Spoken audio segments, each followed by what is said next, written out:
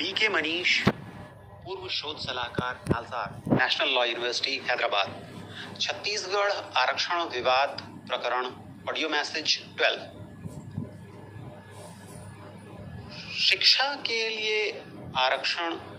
के प्रावधान को लेकर कुछ नई उलझने अब सामने आ गई हैं। सोमवार 8 मई को बिलासपुर उच्च न्यायालय में association of private professional institutions of Chhattisgarh बनाम छत्तीसगढ़ राज्य की रिट पिटिशन माननीय न्यायमूर्ति पी सैम कोशी के सम्मुख सुनवाई के लिए लंबित है।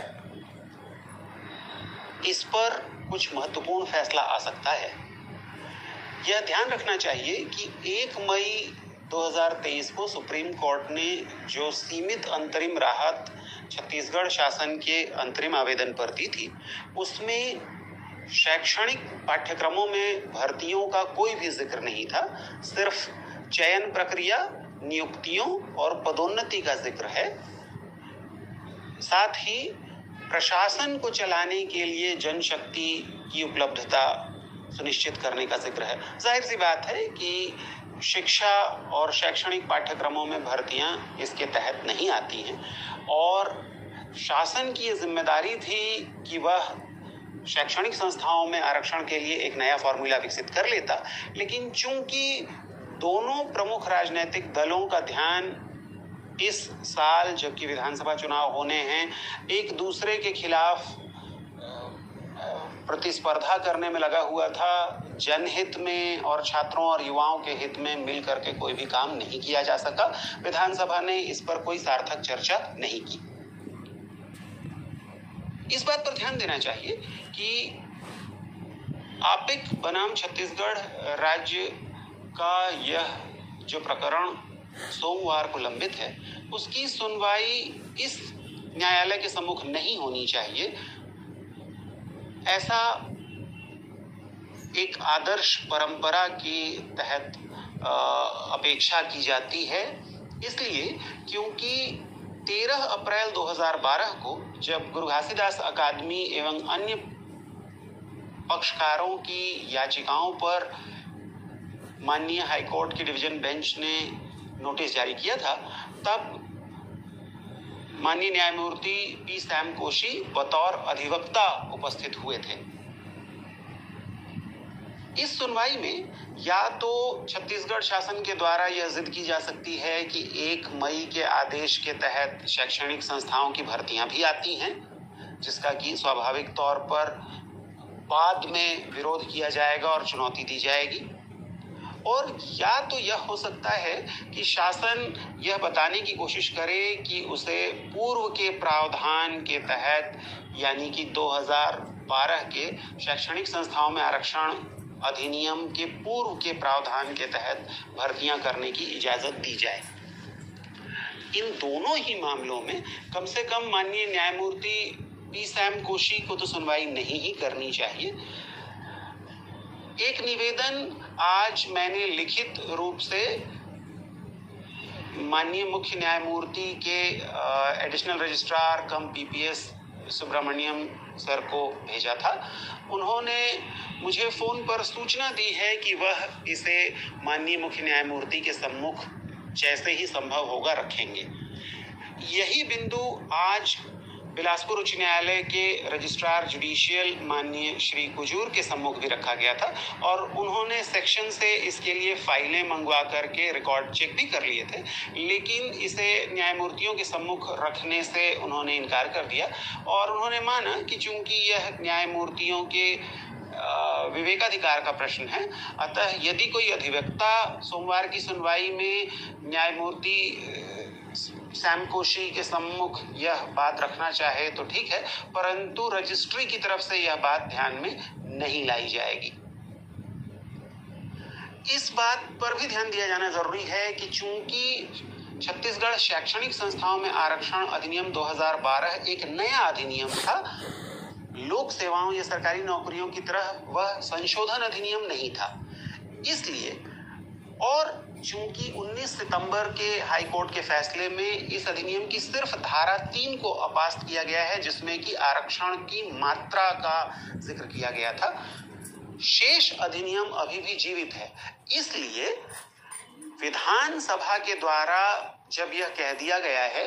कि शैक्षणिक संस्थाओं में आरक्षण इस अधिनियम के प्रावधानों के तहत दिया जाएगा, तो शासन अथवा न्यायालय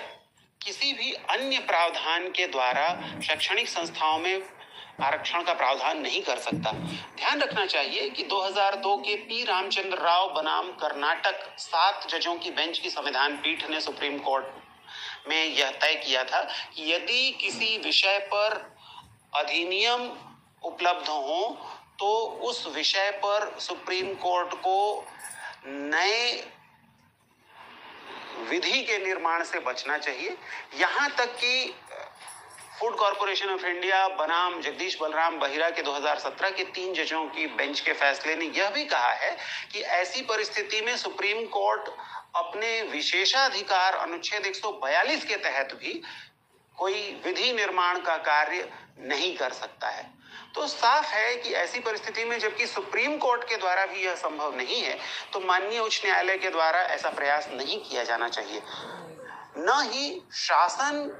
किसी भी तरीके से इस अधिनियम के बाहर जाकर के आरक्षण का कोई प्रावधान कर सकता है। 2012 के इस अधिनियम की धारा 5 यह जरूर कहती है कि यदि इस अधिनियम के प्रचालन में कोई कमी, कोई बाधा आती है, तो शासन, राज्य शासन यानी कि सचिव स्तर पर आदेश के द्वारा कुछ प्रावधान बना सकेंगे जो कि इस अधिनियम के प्रावधानों से असंगत ना हो। ध्यान रखना होगा कि इसे सचिव स्तर पर बनाया जाना होगा, इसका प्रकाशन राजपत्र में करना होगा और इसके बाद जब भी कभी विधानसभा का अगला सत्र हो उसके सम्मुख भी इसे रखना होगा। स्वाभाविक तौर पर आज की कठिन परिस्थिति में शासन चाहे तो राज्य शासन स्तर पर, मंत्रालय स्तर पर सचिव के हस्ताक्षर से राजपत्र में आरक्षण का कोई नया फॉर्मूला विकसित कर सकता है, परंतु यही वह काम है जिससे कि छत्तीसगढ़ शासन, माननीय मुख्यमंत्री भूपेश बघेल की सरकार लगातार बचती रही है। जब तक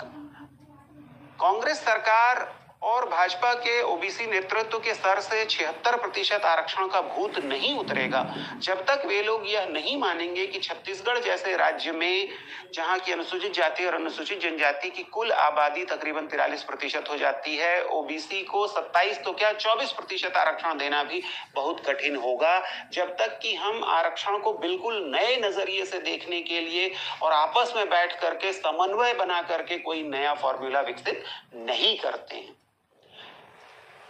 यही आदिवासियों के लिए चिंता का विषय है, क्योंकि अभी तक हमने देखा है कि 19 सितंबर के फैसले के बाद से शासन ने पर्याप्त शिकायतें किए जाने, अभ्यावेदन दिए जाने के बाद भी दुष्टता और क्रूरता के साथ आदिवासी समाज का शोषण करते हुए 16, 20, 14 के अवैध रोस्टर से भर्तियां की थी।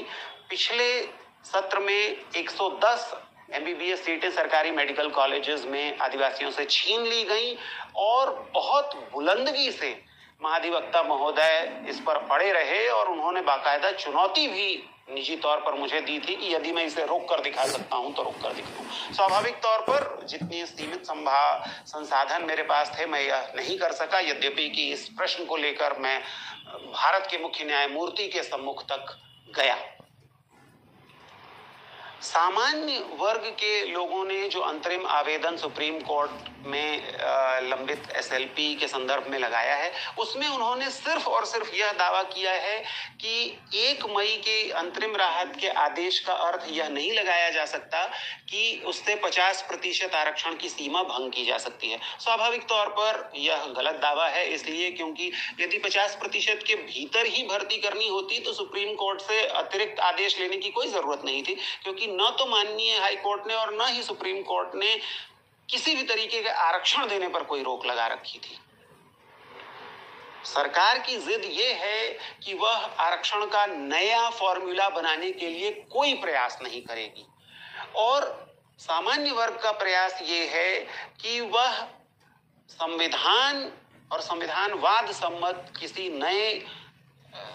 फॉर्मूले के विकास के लिए जोर देने के बजाय अवैध 16, 20, 14 रोस्टर को लाने की ही कोशिश करता रहेगा, क्योंकि इससे तात्कालिक लाभ दिखता है।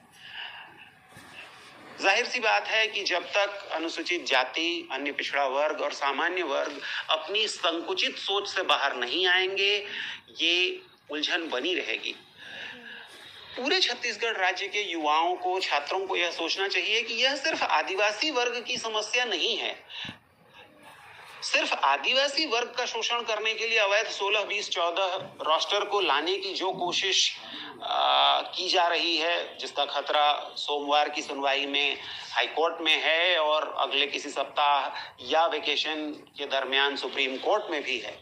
उसे टालना सिर्फ आदिवासियों की चिंता नहीं है। इसे टालने की चिंता पूरे छत्तीसगढ़ राज्य की होनी चाहिए। इसलिए क्योंकि यदि कोई तात्कालिक तौर पर इस तरीके की चालाकी से ऐसा कोई उपाय कर भी लेता है तो वह टिकेगा नहीं और लंबे विवाद में फंसा रहेगा, जो कि न तो राज्य के युवाओं के भविष्य के लिए बहुत अच्छी बात है और न ही छत्तीसगढ़ राज्य में सामाजिक सौहार्द को बनाए रखने के लिए अच्छी बात है।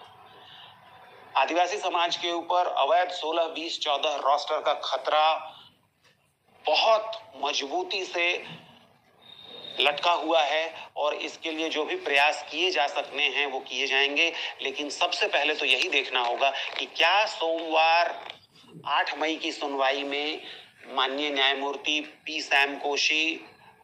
इस प्रकरण की सुनवाई से अपने आप को अलग करते हैं, और क्या, जैसा कि मेरे द्वारा निवेदन किया गया है, इसे किसी डिवीजन बेंच के द्वारा सुनकर एक बार में अंतिम स्पष्टता दे दी जाए कि 19 सितंबर 2022 के फैसले के बाद छत्तीसगढ़ में vertical reservation SC, ST, OBC के लिए उसकी स्थिति क्या है। मैंने कई बार यह समझाया है कि संविधान पीठों के फैसलों के लिहाज से अगर देखा जाए तो SC, ST, OBC का रिजर्वेशन 0 हो चुका है, लेकिन इसे मान लेने से राजनीतिक दल और संकुचित विचारधारा के लोग बचते रहे हैं, क्योंकि इससे उन्हें नए ईमानदाराना प्रयास करने पड़ेंगे जो कि राजनीतिक तौर पर